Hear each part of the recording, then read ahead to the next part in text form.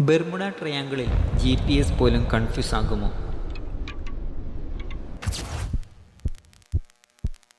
ഭൂമിയിലെ ചില ഭാഗങ്ങളിൽ മാഗ്നറ്റിക് ഫീൽഡ് വ്യത്യസ്തമായി പ്രവർത്തിക്കും. ബെർമുഡ ട്രയാങ്കിൾ അത്തരത്തിലുള്ള പ്രദേശങ്ങളിൽ ഒന്നാകുമെന്നാണ് ചില ശാസ്ത്രജ്ഞർ പറയുന്നത്.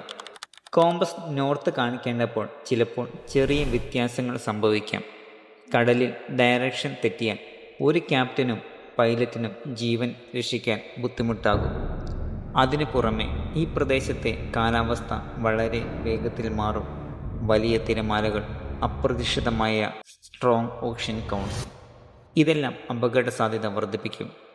അതായത് മിസ്റ്ററിക്ക് പിന്നിൽ എന്തെങ്കിലും ശാസ്ത്രമുണ്ടാകുമോ? പക്ഷേ ചില സംഭവങ്ങൾ ഇന്നും ശാസ്ത്രം കൊണ്ട് വിശദീകരണം ചെയ്യാൻ കഴിഞ്ഞിട്ടില്ല.